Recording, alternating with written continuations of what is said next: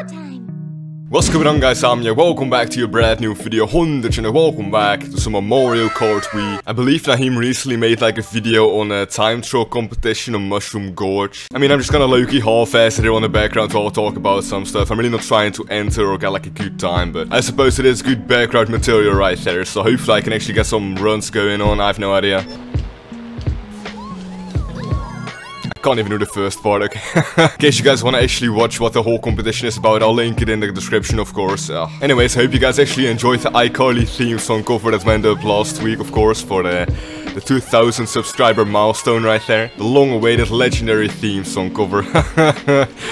I'm actually quite surprised though. Like, the feedback on the video was way more positive than I actually would have thought, because of course it's like a joke, but I would have definitely expected some iCarly fans to just click on the video expecting like a full-on, you know, high quality cover, and then just seeing me. Don't want to say too many negative things about myself obviously, but yikers dude. Okay, yeah, the channel's been popping off lately. Same on Twitch as well. I actually did like a hide and seek Mario Kart Wii stream Saturday. It actually went quite nicely. If you guys checked it out, of course, thank you very much for that as well. It's a very cool concept, which it's not perfect yet. I think it has potential for sure. We're still trying to see how it actually could work. Like, we're still trying to improve all of the elements, because what I've done is I've made sure that there you go, I can still do gap cut, don't worry, yeah. But I made it so that the player names and then player tags actually don't show up in game. So doing friend lobbies, you can get all the viewers that are trying to hide on different tracks, right? Custom tracks, regular tracks, doesn't matter. Then I wait at the finish line for a good amount, and then obviously it's hide and seek, so after a few minutes I go try to seek them. It's definitely very fun there. There's a lot of potential too. Again, on Nintendo tracks it's fine, but I do think that on custom tracks is definitely where the money is at, right? You have tracks like Heart of China, so much potential on those, so I'm not quite sure. It's a work in progress, so to say. I might make a video on it too in the future if it actually works out and we get like a good finalized version that's very fun to watch and play. Because right now kind of the main problem is, the concept is fine. We have like a few roadblocks, I want to say. The first one is the most obvious one as well, I think, and it's the timer. You only have like 5 minutes on regular tracks and 6 on CTs. So if you have to wait a few minutes until people, you know, hide. And I didn't even say this yet, but you gotta drive a lap first, right? Everyone that plays, because otherwise if I drive the lap myself, I'll pass them, and then on the position counter it will say what placement you have. So you see once you pass someone where he is, pretty much, right? It gives it away. So once everyone is hidden and you start searching, you only have like 2 minutes, 3 minutes left. Then again, on Nintendo tracks it's maybe fine, but on most CTs it's just not enough to even drive one lap, let alone find all of the players, right? So that's the first problem right there, which is the hardest one to actually solve as well, I would say. There's nothing we can really do next to, you know, altering the codes, and that's actually banned on Wii and Fi as well, on CTGP. I found this out the hard way, because originally I actually wanted to add, you know, some kind of cheat where I could just get stars whenever I press a certain button, so that I could actually tag players once I found them, and kind of keep track on like a counter how many players I found and tagged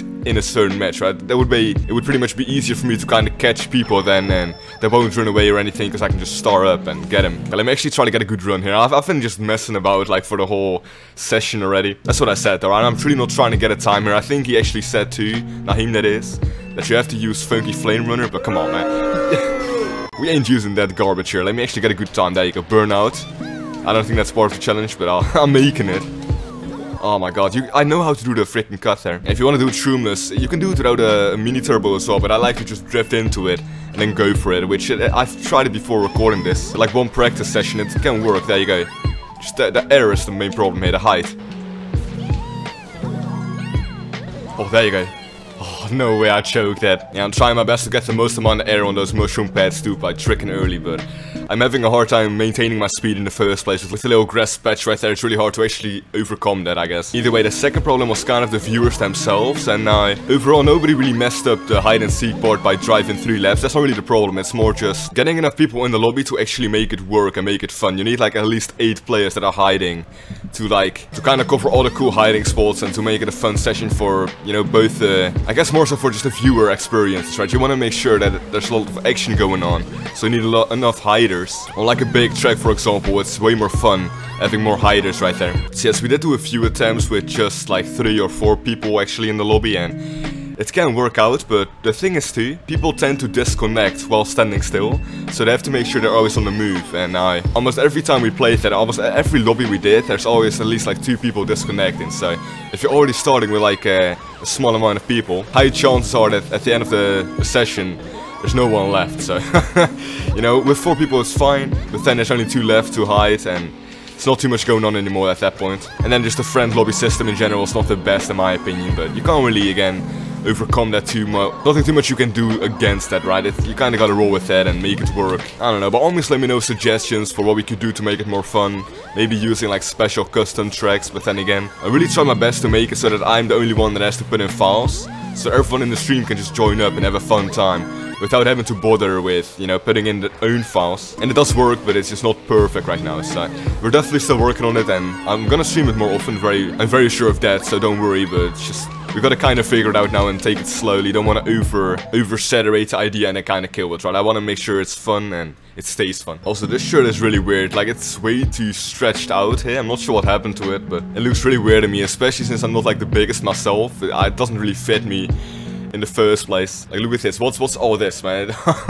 Looks, I don't know. My chest volume isn't enough to kind of cover it up, right? Come on, we have to get it at least one good start, because once I get that, that's like the hardest part of the whole freaking challenge. If I can overcome the first section here, I should be very much fine with the rest. So I can do the gap cut, I can do all of the other strategies. It's just the first little shroomless section here is freaking killing me. Come on. Oh, I might do some kind of shortcut challenge myself, or I mean time trial challenge right in the future. I'm not quite sure about that, but I don't like going that in depth in video games like this. I want to be more of like a variety gamer where it's more about me. Sounds really bad, but I don't want to create my image to be just Mario Kart Wii, for example, right? I want to be able to play different games and still, you know, have people watch and enjoy it. So. Yeah, see, I hit the grass there. Maybe it's still possible, but it's just way harder then. Oh, come on, that's the closest one we've done. Yes! No! Okay, anyways, I do think that's most I had to say for this video here. I could go on for a little bit more, trying to get a time on this challenge, but I really can't do it, man. It's just too inconsistent to actually get, like, runs. Now, it is at the start of the run, so it's okay, I guess, right? Because you can do it over if you fill it, and it's fine. There's no real time investment lost then, but it's just too hard for me to actively try it here. If you guys enjoyed this video, then by all means leave a like down below.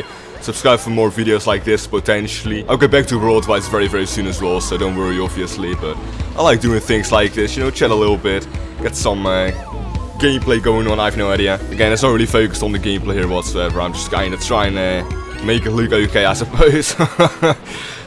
Yeah, lots of content is planned for in the very near future. I've got some good video ideas, which I'll be rolling out very soon as well, so thank you guys all so much for watching. Let me get the cut once more here, then end the video accordingly, so yeah, here we go. Yeah, there you go. Enjoy your stay.